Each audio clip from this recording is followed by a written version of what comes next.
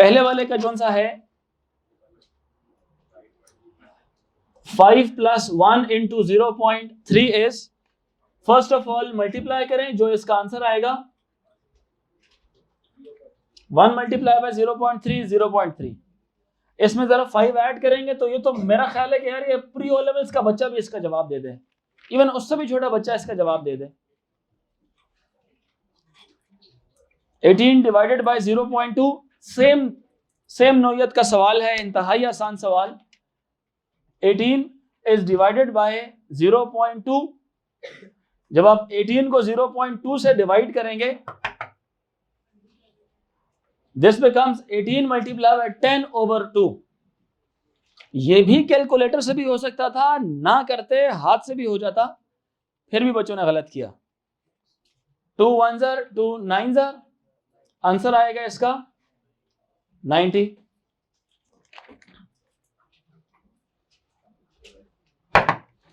Question number 2, the angles of a triangle are in the ratio 3:4:5. Calculate the smallest angle in the triangle. There are total 180 degrees in the triangle. There are total 180 degrees in the triangle. The angles of a triangle are in the ratio 3:4:5. Triangle में 3 ही angles होते हैं और तीनों का सम 180 के बराबर होता है। सो जो टोटल रेशियो है वो है 3 + 4 + 5 के इक्वल, 3 + 4 + 5 के इक्वल है। इनको आप जब ऐड करते हैं आपके पास बनता है 12। कहता है calculate the smallest angle in the triangle, जो स्मॉलेस्ट रेशियो है वो है 3। सो 12 रेशियो के अंदर is equals to 180 degrees, 3 ratio is equals to x degrees. Cross multiply करें, 3 multiply by 180, x multiply by 12, x multiply by 12, दूसरी तरफ आके 12 डिवाइड हो जाएगा, 3 1s are 3, 4s are 4 1s are 4 45s are, answer आ गया 45 degrees. Answer आ गया 45 degrees.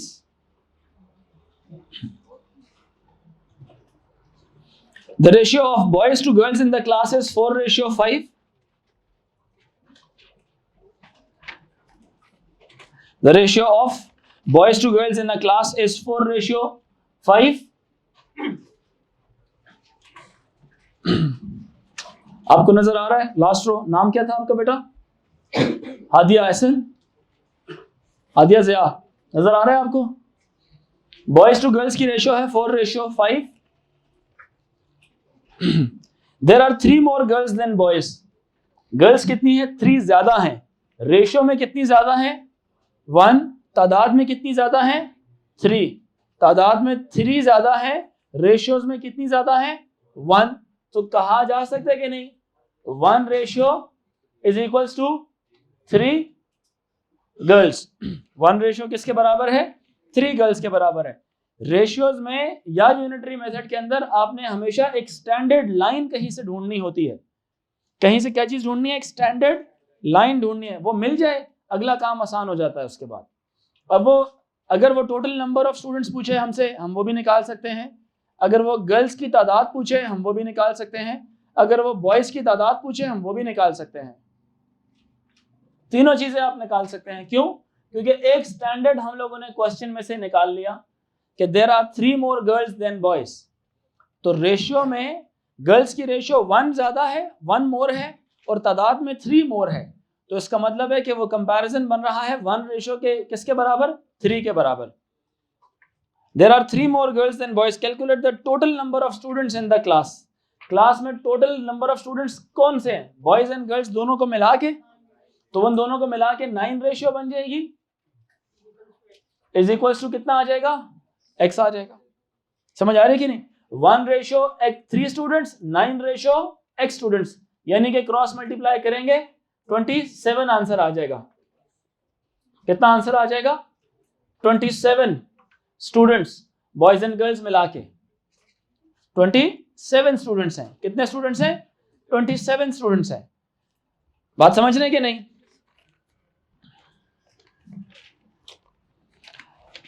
Question number 3 की तरफ आते हैं।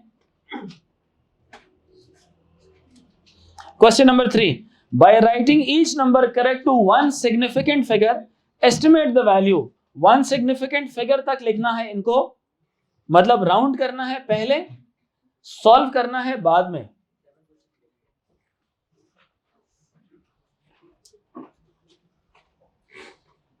राउंड करना है पहले, सॉल्व करना है बाद में। और राउंड भी किस पे करना है? फर्स्ट या वन सिग्निफिकेंट फिगर पे। तो 28.6 का वन सिग्निफिकेंट फिगर क्या होगा? 30 वन सिग्निफिकेंट फिगर किसको बोलते हैं? 29 को नहीं बोलेंगे। 29 में 2 और 9 दो सिग्निफिकेंट हो जाएंगे। वन सिग्निफिकेंट कौन सा वाला है? 2। पहला सिग्निफिकेंट फिगर कौन है? 2 तक नंबर लिखना था। तो 2 के साथ वाले नंबर को देखा जाता है कि वो क्या है। 2 के साथ वाले नंबर को देखा जाता है कि वो क्या है। अगर वो 5 या 5 से बड़ा है तो इस 2 को 3 में कन्वर्ट कर देगा। तो टेक्निकली वो 8 था तो उसने 3 में कन्वर्ट कर दिया उसको, और खुद क्या बन गया? 0 बन गया। तो 30 बन जाएगा ये। इसी तरह से 47 को जब आप वन सिग्निफिकेंट फिगर पे राउंड करेंगे तो 4 इज द फर्स्ट।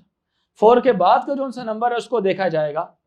4 के बाद 7 है तो 7 4 को 5 बना देगा और अपनी जगह क्या आ जाएगा? 0। तो ये 50 बन जाएगा। इसी तरह से 0.47 है तो इसका पहला सिग्निफिकेंट फिगर बनता है 0.4। 0.4 4 के साथ वाला जो सा नंबर है वो है 7। वो 7 4 को क्या बनाएगा? 5 बना देगा। तो ये आ जाएगा 0.5 आ जाएगा। 0.5 0 लिखें या 5 लिखें काफी है। 5 असूल के मुताबिक 5 होना चाहिए। 21.4 सिर्फ 2 तक लिखना था इसको। 2 के साथ वाला जो सा नंबर है इट इज 1 जो कि 5 से छोटा है। तो इस वजह से ये 2 को 2 ही छोड़ेगा और अपने आप को क्या बना देगा? 0। समझ आई? अब इसको सॉल्व करना है आगे। बेशक कैलकुलेटर से करें, बगैर कैलकुलेटर के करें। ऊपर आंसर आएगा आपका 80, नीचे आंसर आएगा आपका 10, आंसर आएगा एंड में 8। अभी तक कैलकुलेटर की जरूरत नहीं पड़ी मुझे, ठीक है? मतलब अभी तक कैलकुलेटर की जरूरत नहीं पड़ी। मेंटल मैथ्स के थ्रू भी आप सॉल्व कर सकते हैं। Find the difference between the highest and the lowest temperature. Difference याद रखें हमेशा पॉजिटिव होता है। डिफरेंस हमेशा पॉजिटिव होता है। सबसे बड़ी वैल्यू माइनस सबसे छोटी वैल्यू। यहां पर सबसे बड़ी वैल्यू कौन सी वाली है? 2 में से माइनस करेंगे सबसे छोटी वैल्यू -7। 2 माइनस -7। तो यहां पे ब्रैकेट भी लगाई जा सकती है, ना भी लगाएं तब आपकी अपनी मर्जी है। तो ये बन जाएगा 2 + 7 और जवाब आएगा कितना? 9। जवाब आएगा कितना? 9। ठीक है। The cost of a mirror is directly proportional to the square of its width. Question number 5. Cost is directly proportional to square of the width. A mirror of width 40 centimeter costs 24. Work out the cost of a mirror of width 60 centimeter. Work out the cost of a mirror of width 60 centimeter. सबसे पहले क्या करेंगे इसको? Cost is equals to KW square. Cost is equals to KW square because जब भी proportionality को convert करते हैं किसके अंदर? इक्वालिटी के अंदर। किस में कन्वर्ट करते हैं? इक्वालिटी में। तो क्या चीज आती है? कि constant of proportionality is introduced. The first step is to find K. The first step is to find K। और K निकालने के लिए C की वैल्यू और W की वैल्यू क्या होनी चाहिए? गिवन होनी चाहिए। इस सवाल में अ मिरर ऑफ विड्थ 40 कॉस्ट $24। $24 और विड्थ कितनी है उसकी? 40 का स्क्वायर आ जाएगा। 40 का क्या आ जाएगा? स्क्वायर आ जाएगा। 40 का स्क्वायर बहुत आसान है, दैट इज 1600। दूसरी तरफ जाके क्या हो जाएगा? ये क्या हो जाएगा ये बच्चों? डिवाइड हो जाएगा। क्या हो जाएगा? ये डिवाइड हो जाएगा। ये आ जाएगा 1600 इज इक्वल टू K की वैल्यू आ जाएगी। किसकी वैल्यू आ जाएगी? K की। So the equation is C is equal to 24/40 1600 multiply by W square. Work out the cost of a mirror of width 60 centimetre. तो आपने यही सवाल सॉल्व करना है, मिरर की कितनी है अभी विड्थ 60 सेंटीमीटर, तो उसका क्या आ जाएगा यहाँ पे स्क्वायर आ जाएगा। वो असल में डायरेक्ट होता तो हो जाता, ये स्क्वायर है तो उसमें यूनिटरी नहीं इस्तेमाल करें आप। स्क्वायर्स एंड क्यूब्स आ जाए ना जब नॉन लीनियर बिहेवियर आए। लीनियर बिहेवियर किसको बोलते हैं, मतलब प्रोपोर्शनली ग्रो करना किसी चीज का। प्रोपोर्शनल ग्रोथ का मतलब यह है कि अगर यहाँ पे 40 के लिए लेट से 24 आ रही है तो 80 के लिए 48 आनी चाहिए। मतलब आप उसको एक तरफ डबल कर रहे हैं तो दूसरी तरफ भी कॉस्ट भी डबल होनी चाहिए। तो यहाँ पे कॉस्ट डबल नहीं हो रही, रिलेशन कैसा है स्क्वायर के साथ। जैसे आज मैं फिजिक्स की क्लास में बता रहा था ना, डेंसिटी मास और वॉल्यूम्स, पावर्स नहीं आ रही, पावर्स नहीं थी, आप थे फिजिक्स की क्लास में, पावर्स नहीं आ रही थी उसमें, तो वो उसमें यूनिटरी मेथड लगता था। क्लियर हो रही है बात कि नहीं? यूनिटरी मेथड हर उस जगह लग सकता है जहां पे पावर्स का जिक्र ना हो। क्लियर है ये चीज, जहां पे इंडेक्स आपका कॉमन रहे, एक तरह का इंडेक्स रहे। क्लियर हो रही है बात? तो यहां पे फर्क किस चीज का है, इस वजह से हम 24/1600 की वजह से। अब 3600 यहां पे आ जाएगा, इसको सॉल्व करेंगे फिर आगे, मल्टीप्लाई बाय 3600, तो ये 2 जीरोस इन 2 जीरोस के साथ कैंसिल आउट हो जाएंगे। 4 4s are and 4 9s are, 4 1s are and 4 और 6 9s are कितना हो जाएगा $54 आ जाएगा। क्या आंसर आ जाएगा? $54 आ जाएगा। यहां तक समझ आ रही है सारों को बात? तो क्वेश्चन नंबर 5 में जिन बच्चों का ये जो लास्ट रो में कह रहे थे ना 36 पे मार्क्स मिले हुए, उनका नहीं बनता मार्क, आंसर 54 आता है। ठीक है जी? जी बेटा, किस तरह से मतलब? नहीं, अगर स्क्वायर ना हो ना यहाँ पे तब यूनिटरी लग सकता है, अगर स्क्वायर ना होता तब यूनिटरी लग जाता। मतलब स्क्वायर ना समझें, उसको बोले कोई भी इंडेक्स। अब वो इंडेक्स स्क्वायर की सूरत में भी आ सकता है, वो स्क्वायर रूट की सूरत में भी आ सकता है, क्यूब की सूरत में भी आ सकता है। क्लियर हो रही है मेरी बात की नहीं? वो सूरत में भी आ सकता है, समझ रहे?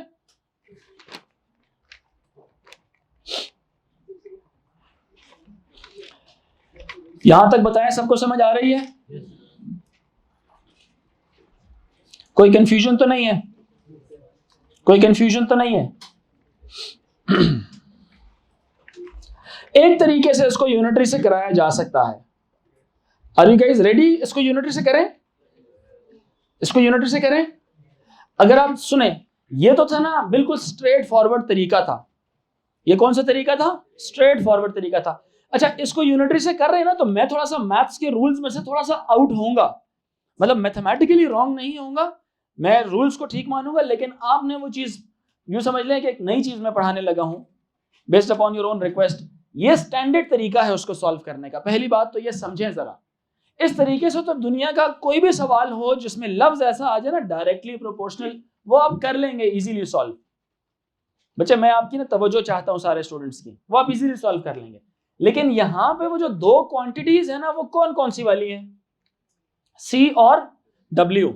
अब सी कहता है $24 थी जब उसकी विड्थ कितनी थी 40। तो अगर मैंने कहा, सुनिएगा जरा, मैंने कहा सुनिए बच्चों, सुनिए जरा, अब 40 को नहीं इसके साथ शामिल कर सकते कि 40 सेंटीमीटर इज इक्वल टू $24, नहीं। अब ये अलबत्ता कह सकते हैं कि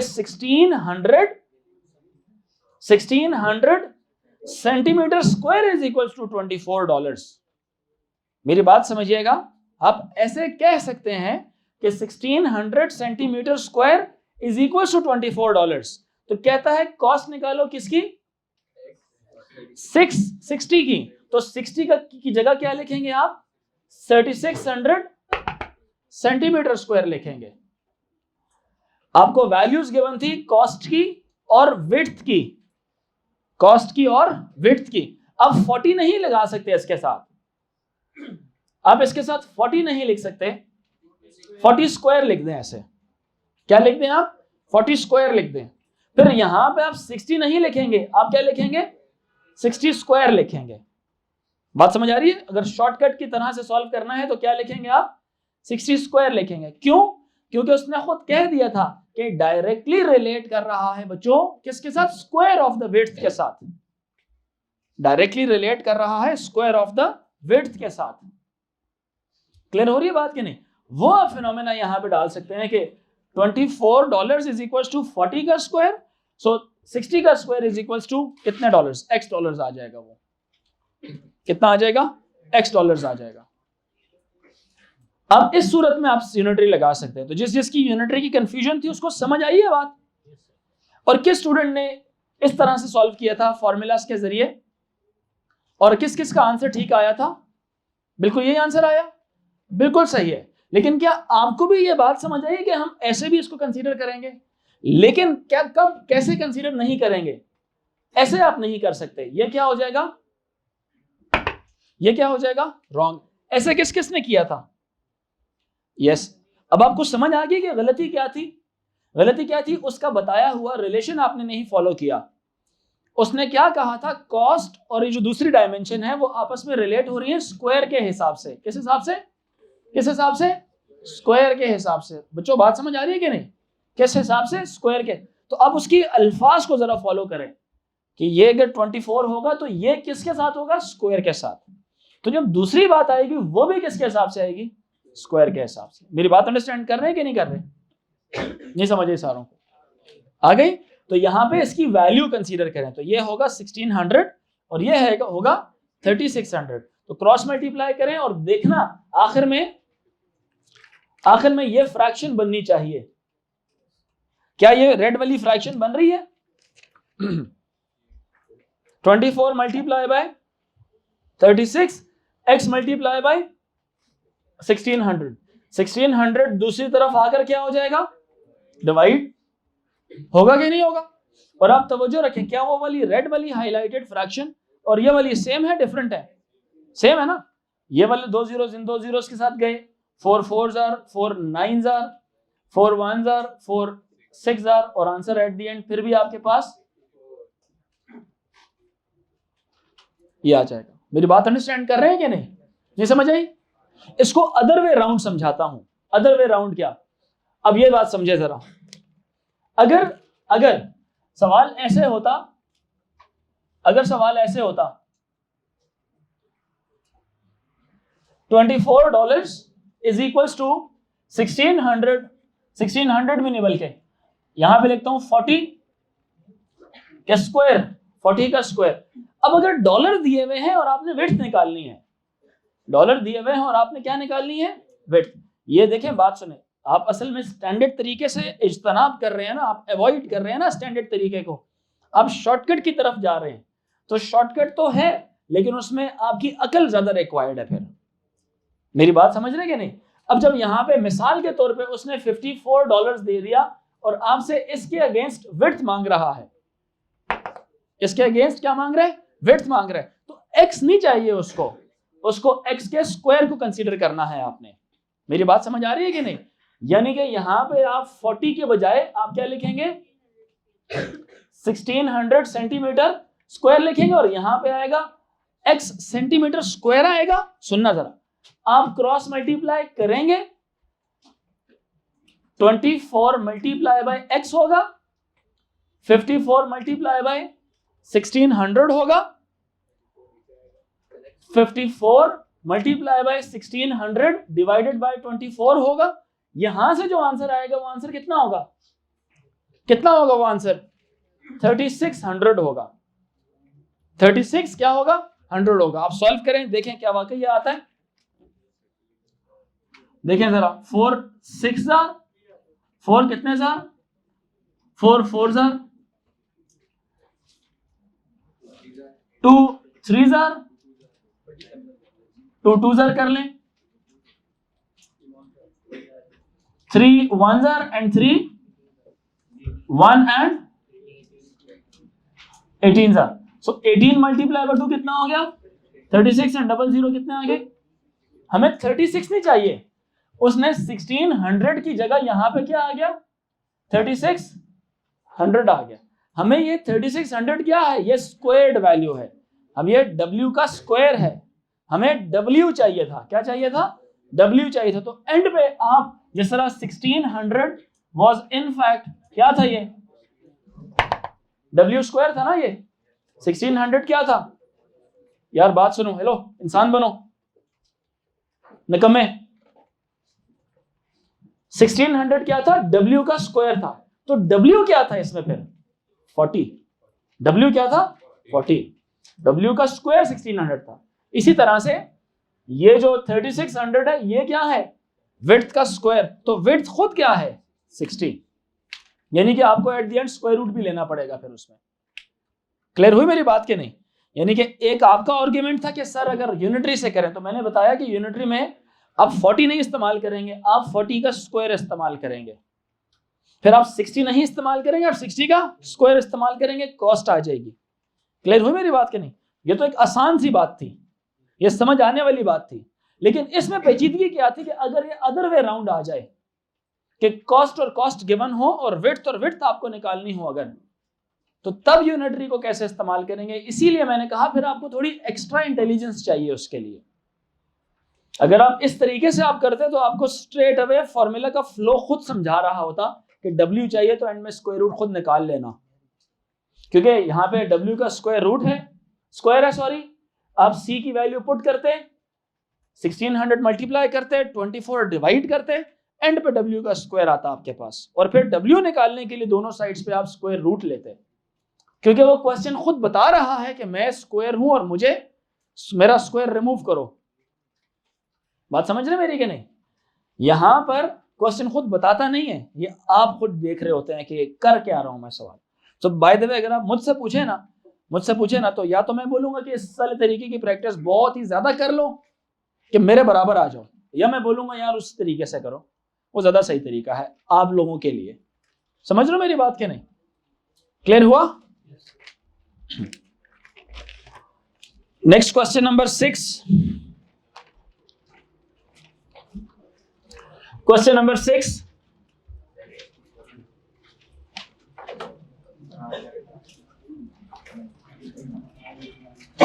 इमरान यार जरा साफ कर दें, हाथों में दर्द हो रहा है मेरे। अच्छा, question number 6, Mavis went to a cafe to meet, आप छोड़ दे बस वो करते हैं। Mavis went to a cafe to meet some friends, तवज्जो रखें, to meet some friends, she bought 3 drinks at $1.42 each। Her drink जो सी है वो $1.42 की, तो 3 तो मल्टीप्लाई किससे होगा? 3 से मल्टीप्लाई होगा। किससे मल्टीप्लाई होगा? 3 से। And 1 cake for 85 cents, 1 cake for 85 cents. So उसकी जो टोटल कॉस्ट आएगी उसमें एक केक की कॉस्ट को क्या करेंगे? प्लस कर लेंगे। क्या करेंगे उसके अंदर? प्लस कर, क्योंकि टोटल कॉस्ट हमेशा ऐसे ही निकलती है। So question number 6,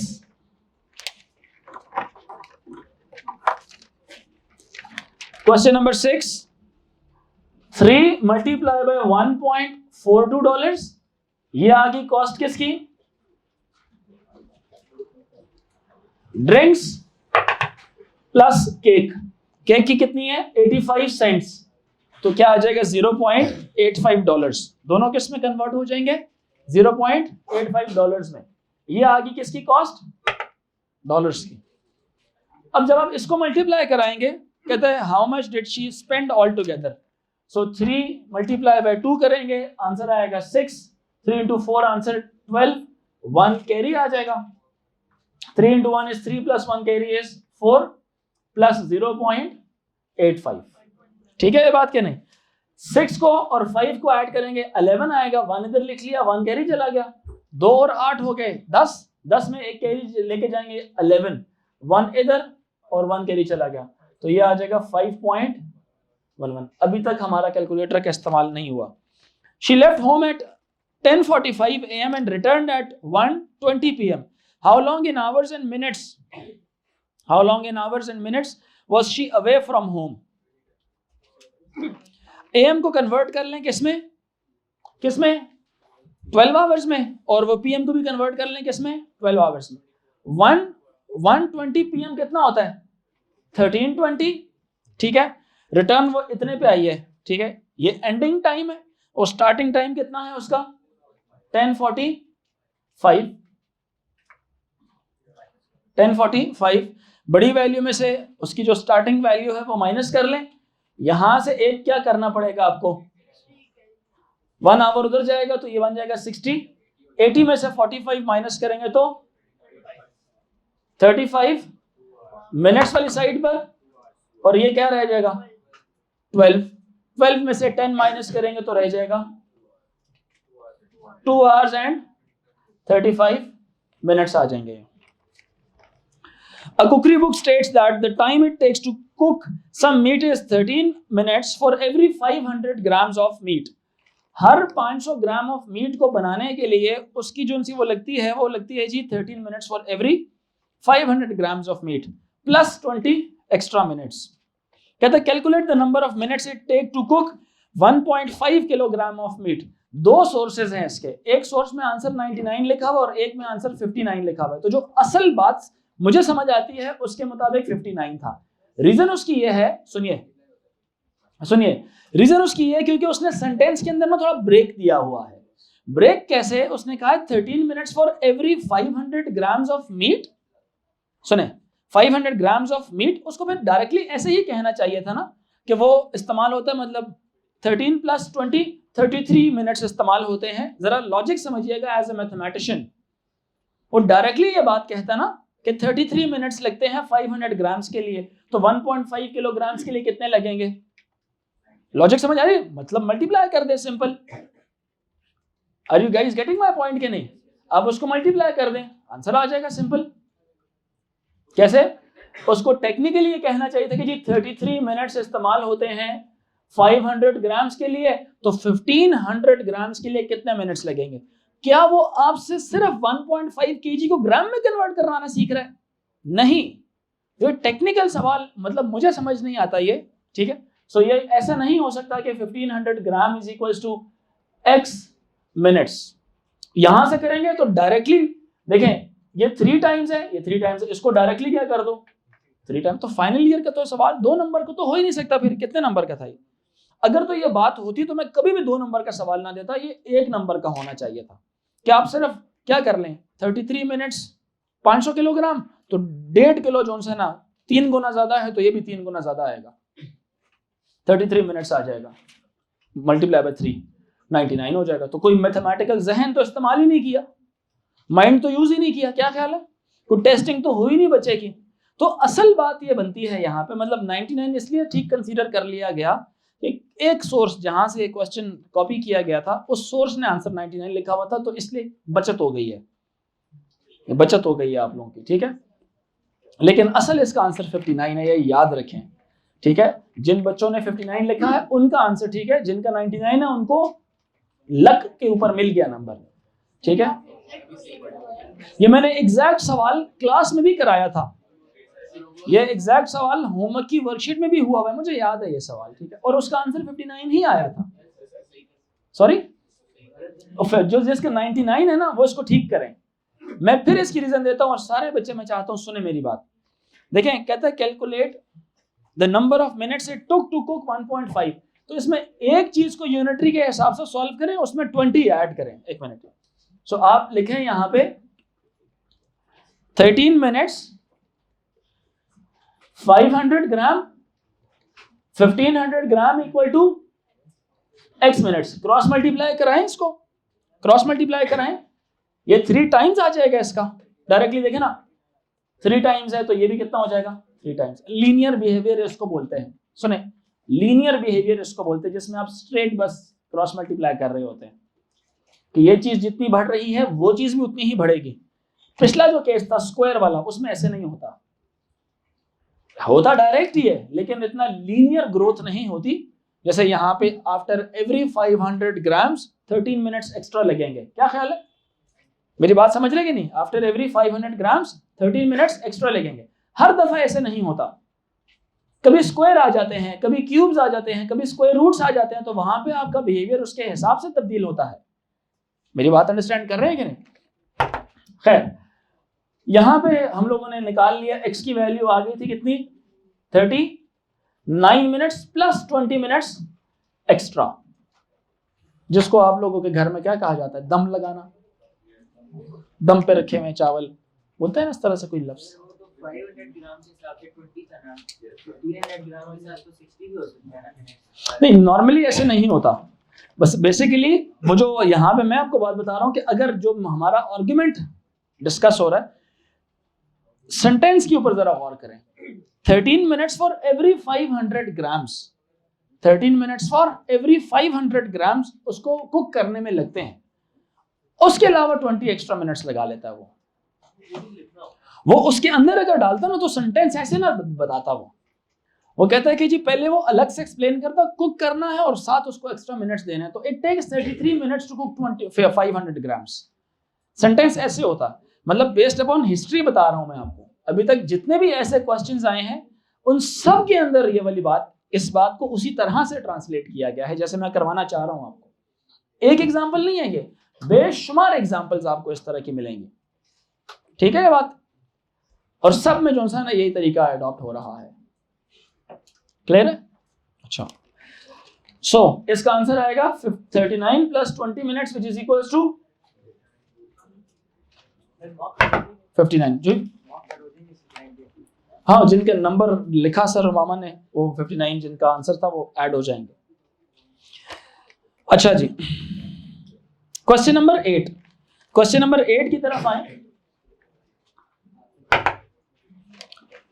A car travels at 90 kilometres per hour, कहते हैं how many metres does it travel in 1 second. ये स्ट्रेट सवाल क्या है, यूनिट कन्वर्जन। सिंपल क्वेश्चन किसका है, यूनिट कन्वर्जन का है। हाउ मेनी, यार ये बातें कर रहे हैं मुझे समझ नहीं आ रहा है, सर नीचे करके ना कोई लगे हुए हैं बच्चे, ये इधर उनको खड़ा कर दें पीछे जो भी बात करता है, मुझे समझ नहीं आ रही कौन बातें कर रहे हैं ये, इनको ना सिर्फ खड़ा कर दे पीछे। 90 किलोमीटर्स पर आवर, उसने car travels at 90 kilometres per hour speed दी हुई है। कहता है कि जी how many metres does it travel in 1 second, एक सेकेंड में कितने मीटर्स वो ट्रेवल करती है। तो मीटर पर सेकेंड निकालना है, क्या निकालना है, मीटर पर सेकेंड। तो इसको सिंपल आपने कन्वर्ट करना है मीटर पर, तो इंतहाई आसान है। आप इसको किसमें, किलोमीटर है, किलोमीटर में आप 90 मल्टीप्लाई बाय 1000 करें, मीटर्स में आ जाएगी बात। आवर्स है, आवर्स में कितने सेकंड्स होते हैं, तो ये 2 जीरोस और ये 2 जीरोस आपस में क्या हो गए, कैंसिल आउट। ठीक है बात के नहीं, और 6 15 jar 6 6 jar 2 3 2 jar and 3 5 jar 5 2 1 jar 2 5 jar, answer कितना आ गया 25 मीटर्स पर सेकंड। तो आप बोलेंगे 25 मीटर्स, आंसर क्या लिखेंगे इसका, कहता है calculate how many metres does it travel, answer क्या आएगा इन 1 सेकेंड 25 मीटर्स। ठीक है बात के नहीं, समझ आ रही है कि नहीं आ रही। उसने डिस्टेंस पूछा है, 25 मीटर पर सेकेंड ना कह देना उसको, लफ्ज समझें, लफ्ज को समझें जरा। एक है how many metres does it travel in 1 second, ये मीटर्स पूछ रहा है, मतलब क्या, डिस्टेंस पूछ रहा है। अगर आप इसको 25 मीटर पर सेकंड बोलेंगे तो आप क्या दे रहे हैं उसको, स्पीड दे रहे हैं। स्पीड के यूनिट्स क्या होते हैं, मीटर पर सेकंड। तो आपका आंसर 25 मीटर पर सेकंड नहीं होना चाहिए, आपका आंसर क्या होना चाहिए, सिर्फ 25 मीटर्स होना चाहिए। समझ आ रही है कि नहीं आ रही। अगर आप आंसर स्पेस में 25 मीटर पर सेकंड लिख आते हैं ना तो आप गलती कर दी आपने, मार्क्स उसके कटेंगे। बात समझ रहे कि नहीं। लेकिन अगर आप ये लिख आते हैं ना कि 25 नंबर मिल जाएंगे आपको। क्लियर हो रही है कि नहीं बात। अगर 25 भी लिखाते हैं ना, यूनिट्स नहीं लिखते, नंबर मिल जाते हैं आपको, क्योंकि आप बच गए हैं। मेरी बात समझ आ रही है, आप क्या हो गए, बच गए। अगर सवाल को समझ के आप पढ़े ना तो आंसर बनता है 25 मीटर्स। तो जो कुछ एग्जामिनर्स होते हैं वो 25 के ऊपर नाम मार्क्स दे देते हैं आपको, क्योंकि मोस्टली सारे ही दे देते हैं 25 आंसर। अगर आपने कहा है सिर्फ मीटर लिखो 25 तो मार्क्स मिल जाएंगे। हाँ 25 मीटर पे मार्क्स मिल जाएंगे। बात सबको समझ आ रही है कि नहीं आ रही। लेकिन 25 मीटर पर सेकंड लिख रहे हैं तो आप उसके सवाल का जवाब नहीं दे रहे। उसका सवाल क्या था, डिस्टेंस बताएं मुझे, हाउ मेनी मीटर्स। तो आप 25 भी बोले तो जस्टिफाइज द क्वेश्चन, है ना। आप 25 बोले तो कहते हैं ना हाउ मेनी मीटर्स, आप बोले 25, so it is understood that कि 25 मीटर्स। बट वो कहता है ना how many metres and you tell him 25 metre per second, वो बोलेगा नहीं भाई how many metres, are you getting my point कि नहीं? 75, ठीक है। सो कितना आंसर आ रहा है? 8%। यहां तक बात समझ आई? यहां तक बात समझ आई? Question number 11, a plane leaves London on a flight to Dubai. The plane lands in Dubai where the local time is 17:20. The flight time is 6 hours and 50 minutes. The local time in Dubai is 3 hours ahead the local time in London. Calculate the local time in London when the flight left. अच्छा, अब सवाल जरा reverse order में चलाना है, जरा समझिएगा। ये कौन है यहाँ पर? लंदन, और यहाँ पे कौन है?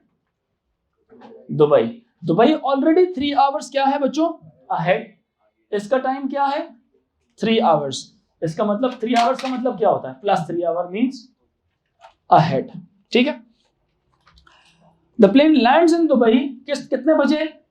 17:20 बजे लैंड करती है, ओके। और फ्लाइट टाइम कितना था? 6 आवर्स एंड 50 मिनट्स। यस और नो? मुझे बात बताएं, क्या आप सारा जितना भी टाइम है, कहता है कि जी find the local time in London when he left, अगर वो इतने बजे दुबई पहुंची और दुबई का टाइम अगर 3 घंटे आगे है, तो जब वो फ्लाइट दुबई लैंड करेगी तो क्या टाइम हुआ हुआ होगा लंदन में? ये 3 घंटे आगे है ना, तो वो 3 घंटे पीछे का टाइम चल रहा होगा लंदन के हिसाब से। मेरी बात समझ आ रही है कि नहीं? टाइम का पता है ना, टाइम डिफरेंट होता है ना डिफरेंट स्टेट्स के अंदर, डिफरेंट मुल्कों के अंदर। तो जो दुबई का टाइम है वो 3 घंटे आगे है। तो ये किसका टाइम था? ये वाला लोकल टाइम ऑफ, यस और नो? अब इस वक्त लोकल टाइम लंदन के हिसाब से निकालें अगर, विद रिस्पेक्ट टू लंदन, उसका जो अराइवल टाइम था या लैंड करने का टाइम था वो कितना था? इसमें से माइनस कर लें कितना? 3 आवर्स। 3 आवर्स क्या कर लें? 3 आवर्स क्या कर लें? माइनस। क्या कर लें? माइनस। सो 17:20 में से 3 आवर्स माइनस करेंगे, आंसर आएगा 14। मतलब उसका लैंडिंग टाइम लंदन के हिसाब से 14:20, दुबई के हिसाब से 17:20। अब इसमें से आप फ्लाइट टाइम जो था रिवर्स गियर मारें, जरा पीछे की तरफ जाने की कोशिश करें। क्या कर लें इसमें से? इसको क्या कर लें? माइनस कर लें। क्या कर लें? माइनस कर लें। तो 14:20 में से माइनस करें 6 आवर्स एंड 50 मिनट्स। बच्चों समझ आ रही है कि नहीं? यहां से इसको बना लो 13, 8 ले जाओ +1 बोरो कर लें वहां पे। जब ये दूसरी तरफ जाएगा तो यहां पे आ जाएगा कितना? 60 और 20 मिलके 80 में से आप 50 माइनस करें, जवाब आएगा 30। क्या आ जाएगा? 30। 13 में से 6 माइनस करें 7। इसका मतलब है उसका डिपार्चर टाइम कितना था लंदन के हिसाब से? 7:30। अगर वो AMPM है तो वो AMPM लिख देना, लेकिन उसने 24 आवर्स का जिक्र किया है। सो 7:30 उसका क्या था? डिपार्चर टाइम था। मेरी बात समझ आ रही है कि नहीं बच्चों? बताएं सारे, यहां तक ठीक है? यहां तक ठीक है? अच्छा, इसी का पार्ट बी है। At one time during the flight the temperature inside the plane is 17 degree Celsius, the temperature outside the plane is -43। Work out the difference between inside and outside. अब जब आप डिफरेंस निकालते हैं, difference is always positive, remember, bigger value minus smaller value. ये मैंने 4 cases discuss किए थे आपके साथ, यही बात प्रूव करने के लिए। 2 पॉजिटिव वैल्यूज ली थी, 2 नेगेटिव ली थी, और एक पॉजिटिव नेगेटिव और नेगेटिव पॉजिटिव लेके चारों मैंने बताया था आंसर हमेशा आपका पॉजिटिव आता है। डिफरेंट हो सकते हैं लेकिन आंसर हमेशा पॉजिटिव आएगा। क्या ख्याल है? समझ आ रही है मेरी बात के नहीं? सो इसमें जो सबसे बड़ी वैल्यू थी वो कितनी थी? 17 माइनस 43। 17 माइनस 43। सो इसका आंसर है 17 plus 43। The difference is +60 degrees. ठीक है ये बात क्या नहीं? यहां तक समझ आ रही? कहते the plane leaves London where the temperature outside was 17 degree Celsius. The plane rises to a height where the temperature outside is -43 degree Celsius. ठीक है, ये बात करें. The temperature decreases by 2 degrees Celsius with every increase of 300 meters in the height. 300 meters की height के ऊपर, height जैसे जैसे बढ़ती है 2 डिग्री सेल्सियस क्या करता है? फॉल करता है. क्या करता है? फॉल. मेरी बात नहीं समझ आ रही है आप लोगों को? आ रही है? किस चीज के ऊपर? 2 डिग्री सेल्सियस के किस पर? फॉल के ऊपर. मतलब जैसे ही 300 मीटर्स फ्लाइट होगी 2 डिग्री क्या हो जाएगा? कम. फिर 300 मीटर और ऊपर जाएगा 2 डिग्री और कम हो जाएगा. मेरी बात समझ आ रही है कि नहीं? टोटल कितना डिग्री कम हुआ? 17 स्टार्टिंग था, एंडिंग कितने पे आया? -43 पे. कितना टेम्परेचर फॉल हो गया ऑल टुगेदर? 60. कितना फॉल हुआ? 60. क्योंकि लंदन में 17 था, आसमान पे चला गया जहाज. पहले 17 से 15 होगा, फिर 13 होगा, फिर 11 होगा, फिर करते करते करते करते करते -1 पे पहुंचेगा, फिर -2 पे पहुंचेगा, फिर वो जा रहा है -43 पे. तो टोटल जो फर्क है आपके उस जहाज का, ये ग्राउंड लेवल पर है. ग्राउंड पर उसका टेम्परेचर था 17 डिग्रीज. कहां पे? ग्राउंड पर उसका टेम्परेचर कितना है? कितना टेम्परेचर उसका ग्राउंड के ऊपर है? लेकिन जब यहां पे पहुंच जाएगा तो कितना हो जाएगा उसका टेम्परेचर? है यहां पे टेम्परेचर कितना है? -43. तो ऊपर हाइट से लेकर यहां तक का फर्क कितना आ रहा है आपके पास? लेकिन ये फर्क कैसा है? राइज है या फॉल है? ये फॉल है, क्योंकि ऊपर जाते हुए टेम्परेचर नीचे होता जा रहा है. मेरी बात अंडरस्टैंड कर रहे हैं कि नहीं? कहता है calculate the increase in the height of the plane. Plane की कितनी हाइट निकलेगी हम निकाल सकते हैं. यूनिटरी मेथड सिंपल लगाइए. Simple unitary method. 200 metre 300 metres की हाइट के ऊपर 2 डिग्री का फॉल आ रहा है, तो टोटल फॉल कितना था? 60 डिग्रीज का फॉल था. तो कितनी उसकी हाइट में इंक्रीज आएगा? x मीटर्स का आएगा. अब क्रॉस मल्टीप्लाई सिंपल यहां से करें, कोई रॉकेट साइंस इसमें अप्लाई होनी नहीं है. ये आंसर आ जाएगा 300 multiply by 60 x multiply bye 2 x multiply bye 2. यही 2 यहां से दूसरी तरफ जाके क्या हो जाएगा? डिवाइड हो जाएगा. जवाब कितना आता है इसका? ये आ जाएगा, सॉरी 30. 3 3s are 9 और कितने जीरोस? 3000. तो इसका मतलब है यहां पे हाइट कितनी है उसकी? एल्टीट्यूड कितना है? 9000 मीटर्स है. ठीक है, तकरीबन 9 kilometre to be very exact. Clear हो गया यहां तक कि नहीं? यहां तक क्लियर हो गया? क्वेश्चन नंबर 12 से लेके 12 जून से ना मैं नेक्स्ट क्लास में करा लूंगा. ठीक है, अच्छा बात सुने, बात सुने सारे बच्चे.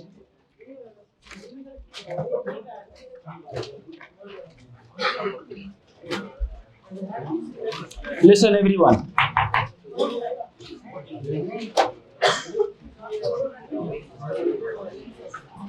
बातें नहीं करें यार, बातें नहीं करें.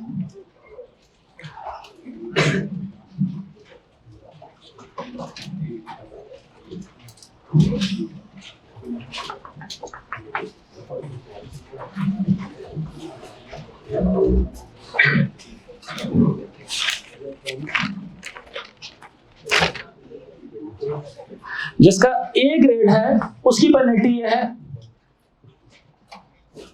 एक दफा पूरा टेस्ट करेगा.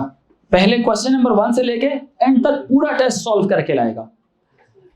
जिसकी बी है वो 2 टाइम्स करेगा, सी वाला 3 टाइम्स करेगा, डी वाला ए स्टार तक पहुंचने के लिए 4 दफा अपना पूरा टेस्ट करेगा.